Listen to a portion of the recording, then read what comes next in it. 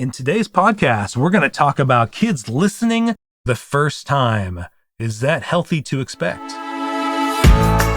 Welcome to the Art of Raising Humans.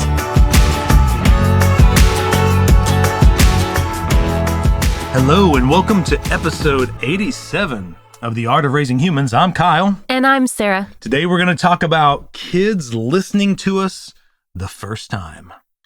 Yeah. It's a big one. And the reason why we picked this topic, Sarah, is because, man, whenever we've done this social media stuff and, we also hear from people just in general, this seems to be a big trigger point. So I want to dive into it with you about, should kids listen the first time? Is this a reasonable expectation? What are we really saying when we say this, right? I want to delve into that, but I want to guide all of our listeners to take a moment to comment, to give us 5 stars, because that's awesome. And then share this with other people. And also put down in the comments other topics you'd like us to discuss. Yeah. Jump on and join us on TikTok, on Instagram, on Facebook, because all of these things are ways we shape future podcasts, right? Right. And so, you could get a whole podcast of 20 minutes of us discussing a problem that you're facing with your child, and we'll just make it more helpful to all of them, okay? Hello, I wanted to take a moment to tell you about a great deal we have going on during this Black Friday time of the year. So over the next 2 weeks, we're going to be offering 2 amazing courses that we've put together to help families. One is called How to Understand and Communicate with Your Teenager, and the other one is How to Stop Power Struggles and Resolve Conflict. We are marking them down from $157 to $29. So grab them while they're hot, while they're available at this price, just for 2 weeks. Tell friends about it. It's really going to help you have the family that you want to create.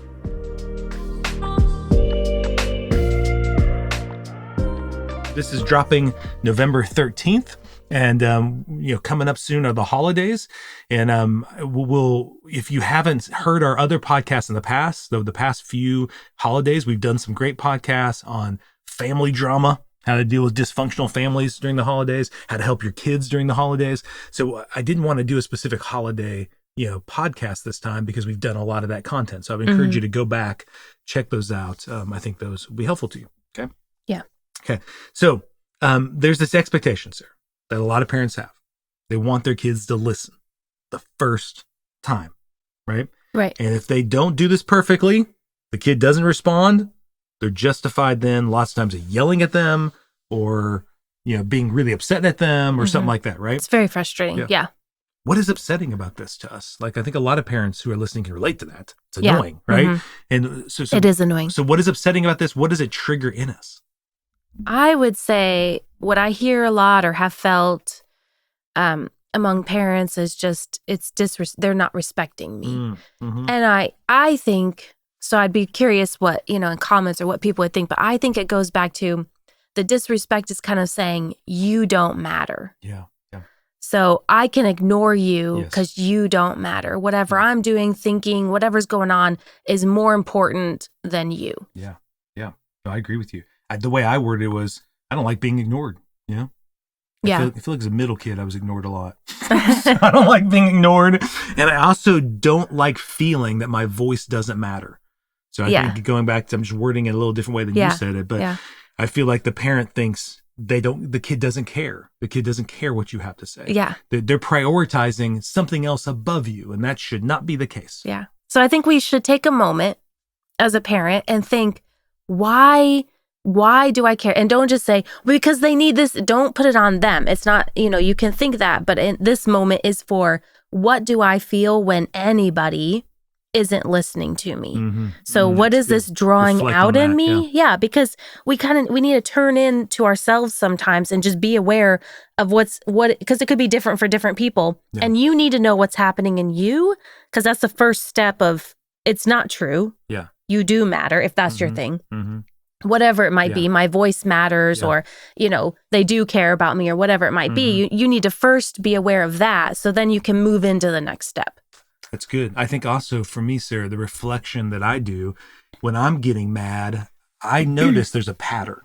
There's a pattern that if I am more stressed, if I've got my to-do list, if I've got a lot on my plate, all of a sudden my expectations change.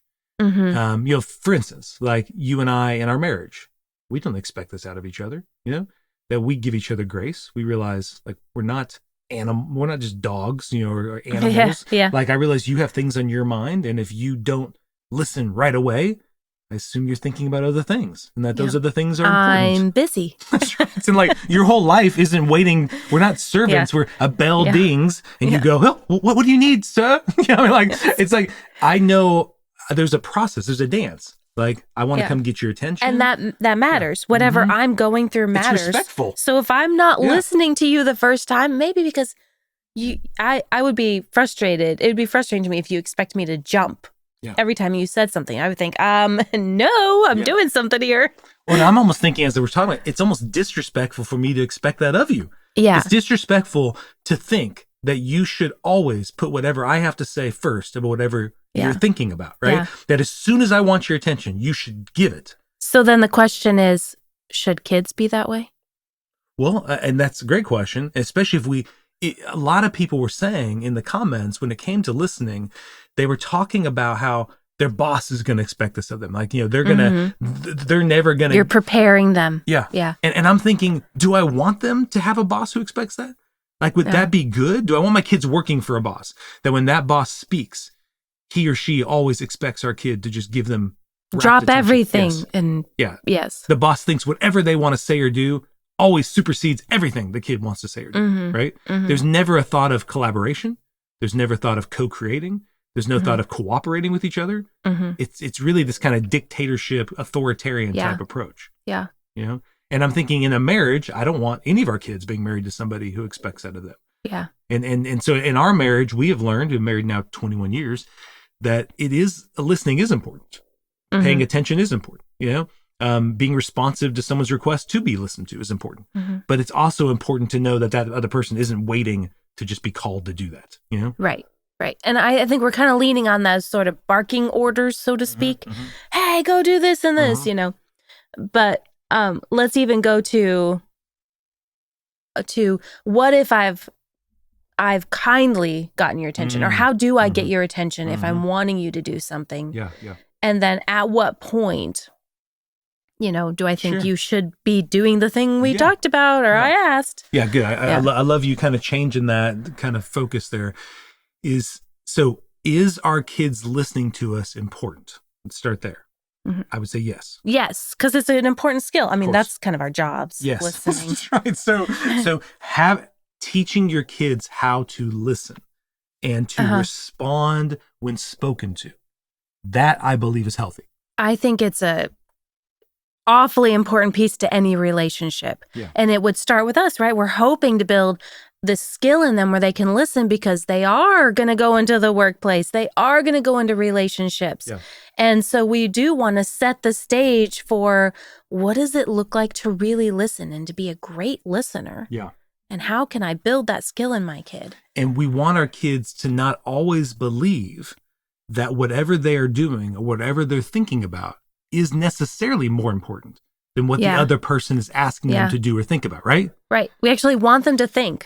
I'm kind of in the middle of something. Be aware of, I'm in the middle of something. What you have can wait a second. Or I need to drop everything because this is really important. And I love you doing those too, right? Because that's the very thing then we need to model. That's the skill. If we are wanting our kids to grow up not believing whatever they are doing or thinking is more important than what everyone else is doing or thinking, right? That there are times for them to push that aside and pay attention to something else. Yep.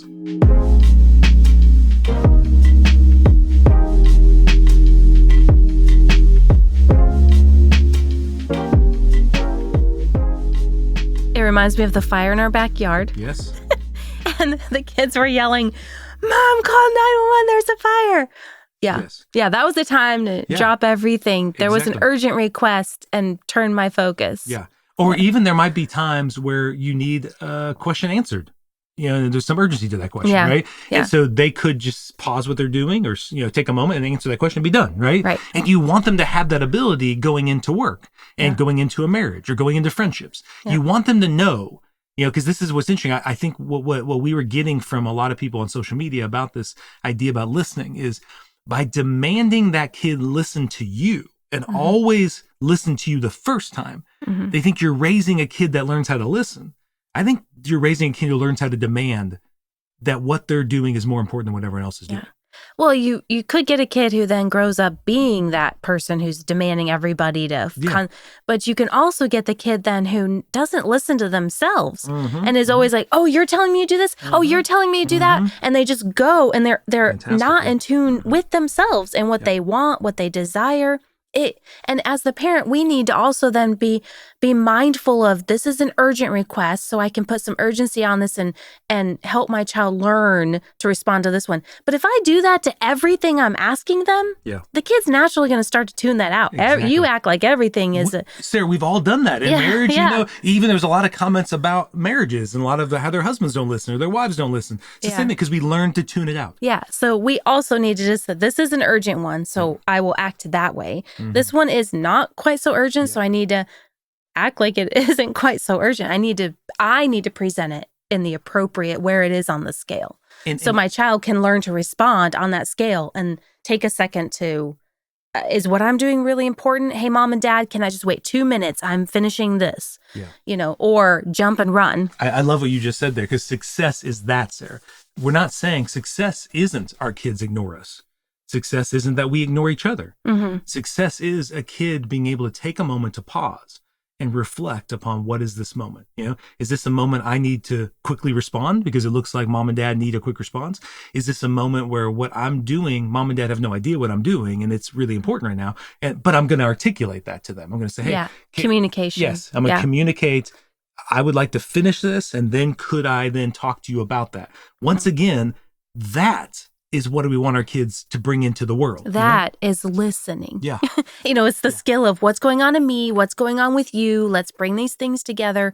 And we'd hope they have a boss who does that. We hope they respond to a boss in that way, to a spouse, to, all the relationships that they have. I think part of me thinks, we need to go back and say how to get your kids' attention. How do you place a request on them, Because as we're talking about urgent or not urgent or something. We do. I want to do that. I just want to end this kind of part of the podcast of just saying, lots of the comments were, by demanding they listen to you the first time, this prepares them for the quote unquote real world. Yeah. And I actually don't think the real world is that way. And the parts that are like that, I don't want my kid to be part of this. Right. It's not a healthy part. Yeah. It's not healthy to be in a workplace what you hope for? Where a boss wants that. Where there are places in the world that are like that. Yeah. I don't think they're great. Yeah. I don't want my kids to be in an environment where their thoughts do not matter, or how they see it. Now, I'm not saying I want my kids' thoughts to supersede the boss's thoughts or anybody else's thoughts. Right. The point is that their thoughts do matter. And I want them to know that they are always choosing to either listen and do what that person is asking or not to, right? It's not about this fear and control and just jumping when someone says to jump. I don't think that's healthy, and I think it hurts them in relationships down the road. Okay. So going back to what you said, how do we then teach this skill? So if we say, okay, the skill is this, because we're big about all behavior is just skills based. So if my kid is not listening the way I would like them to, if they are ignoring me, if they are blowing me off, right? Yeah. That's annoying. Nobody likes that. We don't want that. That's not healthy. Don't want it to continue. It's going to hurt them at school, with friends, all that stuff. So how then do we teach them the skill? How do we give them the support and encouragement to become a better listener? Right. So again, it doesn't matter if they're 2 or 16. Yes. Yeah. It's the same skill they're going to be learning. Obviously, my 2-year-old, I'm going to realize it's going to take a lot longer to learn this thing. But if your 16-year-old has some really deep habits that they've been doing a long time, I also need to realize it's going to take some time. This won't happen overnight. But the first thing I've got to do is get their attention. And I don't mean just yelling their name or something. Yes. Truly have their attention. If they're playing a video game or your 2-year-old has got their little blocks and they're in, we know what it's like to be really focused in on something. And we need to realize our children are in that same space. Yeah. Their brain is somewhere else. Yeah. So we have to bring their brain to us. And we may be interrupting something important, because even play for children is important. They're deep in a story. Yes. So we have to be thoughtful of what's happening there. Now, it's different if there's a fire in the backyard, you're screaming, you're getting everyone out. But we're talking about just the general, do the dishes, stuff, pick up your toys. We're leaving. Feed the dog. Yes. I need to make sure I've allowed them time to pull their brain out of where it's at and turn their attention to me. So I need to get eye contact. I need to touch them. I might need to get close to them. Now, it may not be. I might be able to be like, hey, Abby, can you do blah, blah, blah? And that has worked. But if I'm seeing that's not working, it's on me as the speaker. It's not on the person to always be like, got my big ears open, to be waiting for you to be saying something. That's not how to live life. How sad would that be? Right. The kid's like, I need to constantly be on edge every time and be listening. Because my parent might yell something at me. They me. might tell something. I'm like, yes, you don't want your kid doing that. Right. So I go to them. Yeah. I'm not yelling up to my daughter's room and thinking that's going to be successful. I could try that. We've done it. We do. And sometimes that's totally fine. Yes. Dinner's ready. That's fine. Yes. But if it's not working, I don't think what's wrong with her. Yes. I think she must be involved in something. Yeah. I need to move in as the person who's making the request. Yeah. Move in towards her, make eye contact. Yeah. You with little kids or something, you might touch them. Yeah. You might give them a hug or squeeze on the shoulders and be like, hey, couple more minutes and we got to put down that game because we need to go to the store. I think proximity is great. Yes. Typically, the closer you are to somebody, the more likely they are to listen to you, right? And eye contact is a really, really big one because then their brain is like, oh, I'm looking at you. Or we're doing this now. Yeah. And I think, too, like you're saying, starting at an early age, the kid learns that listening to you is helpful. The kid goes, oh, mom and dad are there to talk to me, to help me. Rather than if the listening is typically negative and it's like, I'm yelling, the kid, just like in marriage, you hear this all the time where the husband or wife learns that I'm just going to ignore that because I hope they'll just forget. Because every time they talk to me, they're always asking me to do things or tell me how I'm doing things wrong so your brain is not going to be in the right spot. Yes, that frontal where everyone's calm, creative, problem solving, that's the part of the brain you want to be in. And so you've got to help your kids stay there. If you attack them with a yell or a whatever it might be, if they feel threatened by something, then they're not in the part of their brain that's going to respond best. Yeah. You're just not going to be as successful. So why go there?